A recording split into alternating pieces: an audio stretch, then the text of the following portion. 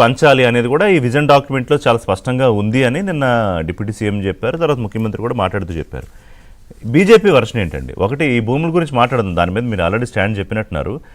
Telangana rising విషయాన్ని ఎలా చూస్తున్నారు?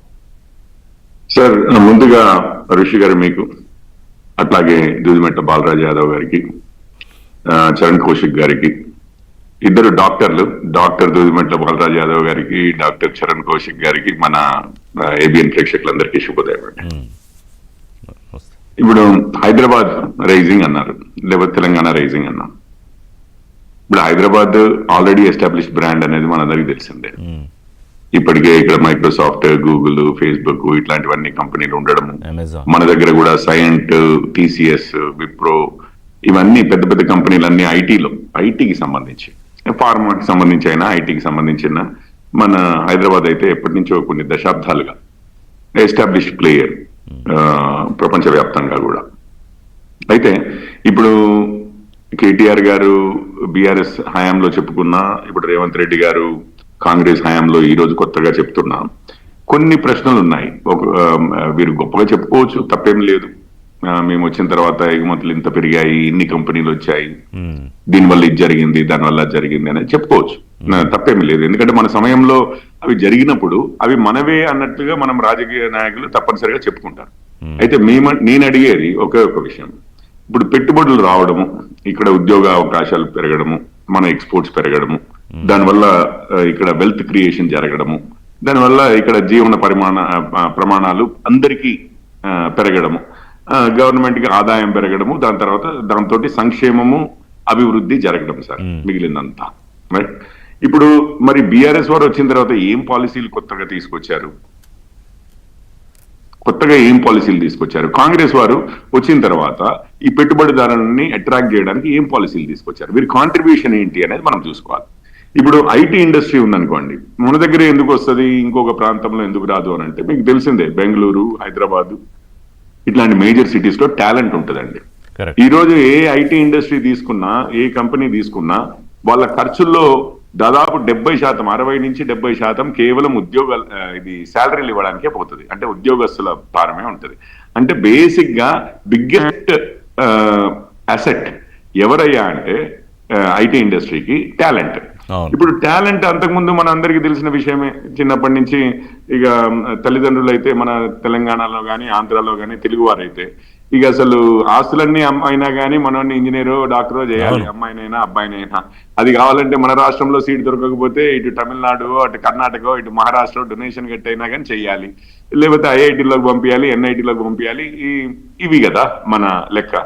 మరి నేను బీఆర్ఎస్ వారు అడుగుతున్నాను, ఈ టాలెంట్ ఇంప్రూవ్ చేయడానికి, రైట్, ఈ సామర్థ్యాన్ని, మేధోశక్తిని ఇంప్రూవ్ చేయడానికి, అభివృద్ధి చేయడానికి మరి ఏమి ఇంజనీరింగ్ కాలేజీలు మీరు కొత్తగా స్టార్ట్ చేశారు?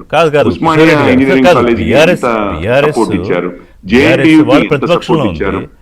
ఏ ఇంజనీరింగ్ కాలేజీల్లో ఏ స్టాండర్డ్స్ మీరు పెంచారు, ఏ విధంగా పెంచారు, ఎంత డబ్బులు ఇచ్చారు, మీరు అదొక్కటి చెప్పండి. టీచింగ్ స్టాఫ్ ఉందా అన్ని కాలేజీల్లో, యూనివర్సిటీల్లో? మీ హయాంలో దాదాపు ప్రతి బాలరాజు యాదవ్ గారు కానీ నేను అడిగిన స్ట్రైట్ గా తెలంగాణ రైజింగ్ అనే ఒక విధానమైన రూపకల్పన చేస్తూ ఆల్ ఇంక్లూజివ్ గా తయారు చేస్తూ ఈ రేర్ ప్యూర్ అలాగే క్యూర్ కాన్సెప్ట్ తో తెలంగాణ ప్రభుత్వం, రేవంత్ రెడ్డి ప్రభుత్వం తీసుకొస్తూ అన్న విజన్ డాక్యుమెంట్ మీద ఎందుకు మాట్లాడలేదు అంటున్నాను నేను రెండు చెప్తున్నాను. నేను అక్కడి నుంచే వస్తాను. ఇప్పుడు రేవంత్ రెడ్డి గారు వచ్చిన తర్వాత ఏమైనా మన విద్య మీద ఏమైనా పెంచారా? లేదు. ఇన్ఫ్రాస్ట్రక్చర్ చూడండి, ట్రాఫిక్ జామ్లు ఏమైనా తగ్గాయా ఇద్దరి హయాంలో? డ్రైనేజ్ ప్రాబ్లమ్స్ ఏమైనా తగ్గాయా? వర్షం వస్తే ఫ్లడింగ్ ప్రాబ్లమ్స్ ఏమైనా తగ్గాయా? పొల్యూషన్ ప్రాబ్లం ఏమైనా తగ్గిందా? ఏ సమస్యలు తగ్గాయి, దేని వల్ల అవుతోంది అన్న ఆధారం కూడా. ఇప్పుడు మీకు 150 కోట్లు ఉందా ఎకరము, 100 కోట్లు ఉందా అని అంటే రేట్లు పెరగడం అనేది అభివృద్ధి కాదండి. మన దగ్గర అంతా రియల్ ఎస్టేట్ డెవలపర్లు, రియల్ ఎస్టేట్ వ్యాపారవేత్తలే పొలిటీషియన్స్ అవడంతో రియల్ ఎస్టేట్ అని అంటే దాంట్లో కూడా ఇప్పుడు అమెరికాలో ఇంకో దగ్గర అభివృద్ధి చెందిన దేశాల్లో ఏముంటదంటే పార్కులు ఉన్నాయా, ఫుట్పాత్లు ఉన్నాయా, సరిగ్గా స్మూత్ గా ఉంటుందా, వర్షం పడ్డా ఇంకొకటి అయినా కానీ ఇది అవుతుందా, ఇట్లాంటివి చూస్తారు అభివృద్ధికి. మన దగ్గర అభివృద్ధికి తార్కాణం ఏందా అంటే ఇక్కడ రేట్లు ఎంత పెరిగాయి అని, 4 బిల్డింగ్లు చూపించి రేట్లు పెరిగాయి అనడంతో అసలు యాక్చువల్లీ లాంగ్ టర్మ్ లో పారిశ్రామికవేత్తలు కొంచెం వెనకడుగు వేస్తారు. రియల్ ఎస్టేట్ కి ఇంత ఖర్చు పెడితే ఇంకా మనం మిగిలిన బిజినెస్ కి ఏం పెట్టాలి అనేది. సో నేను ఒకటి చెప్తున్నాను, వీరిద్దరు గొప్పలు చెప్పుకోమనండి, రైజింగ్ తెలంగాణ అని ఈవెన్ రేవంత్ రెడ్డి గారిని చెప్పమనండి. కానీ నేను సింపుల్ గా కొన్ని క్వశ్చన్స్ అడుగుతున్నాను. టాలెంట్ ఇంప్రూవ్ అవ్వడానికి మీరు ఏం చేస్తున్నారు? ఒకటి అంటే మేధో శక్తి ఇక్కడ హైదరాబాద్ ని దానికి సెంటర్ గా చేయడానికి మీరు ట్రాఫిక్ ఇంప్రూవ్, లివింగ్ కండిషన్స్ అంటామండి, లివింగ్ స్టాండర్డ్స్ ఇంప్రూవ్ చేయడానికి మీరు ఏం చేస్తున్నారు? రైట్, జీవన ప్రమాణాలు పెరగడానికి ఏం చేస్తున్నారు? ట్రాఫిక్ 2034 నాటికి 1 ట్రిలియన్, 2047 నాటికి పరిస్థితి ఇంప్రూవ్ 3 ట్రిలియన్ ఆర్థిక వ్యవస్థ లక్ష్యంగా. తెలంగాణ వచ్చిన తర్వాత ఈ ఇద్దరు పార్టీలు ఎవరినైనా చెప్పమని కాదు కిషోర్ ఆ రోజు 2014 మొదలుపెట్టి ఒకవేళ గచ్చిబౌలికి రావడానికి గంటన్నర పడితే లేకపోతే గంట పడితే ఈ రోజు 20 నిమిషాల్లో వస్తున్నారని చెప్పమనండి, 30 నిమిషాల్లో రాగలుగుతున్నామని చెప్పమనండి. పబ్లిక్ $3 ట్రిలియన్ లక్ష్యం పెట్టుకుంటే ఇవన్నీ అడ్రస్ చేయకుండానే అవుతుంది ఆ లక్ష్యం. ఈ ఎకోసిస్టమ్ నేను ఒకటే చెప్తాను కదా, ఇప్పుడు పబ్లిక్ ట్రాన్స్పోర్టేషన్ గురించి చెప్పండి. ORR అంతకుముందు జరిగింది, మన ఎయిర్పోర్ట్లు అంతకుముందు తెలంగాణ రాకముందే కదా ఇవన్నీ జరిగినాయి.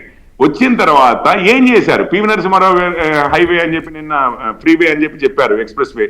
అది ఎప్పుడు ఏర్పడింది? ప్రణాళిక తెలంగాణ వచ్చిన తర్వాత. వినపడట్లేదండి, సారీ. ముందే ఉంది కదా అన్న, విభజనకు ముందే ప్రణాళిక ఉంది కదా. అదే, అవి 2 ముందే ఉన్నాయి, 3 ముందే ఉన్నాయి. వచ్చిన తర్వాత తెలంగాణ వచ్చిన తర్వాత వీరు చేసిన ఘనకార్యాలు ఏంటి? వీరు చేసిన మన హైదరాబాద్ కి ఇన్వెస్ట్మెంట్స్ రావడానికి, ఎందుకంటే ఒక క్రిటికల్ మాస్ ఆల్రెడీ డెవలప్ అదే టైంలో అడగచ్చు మిమ్మల్ని, తెలుగు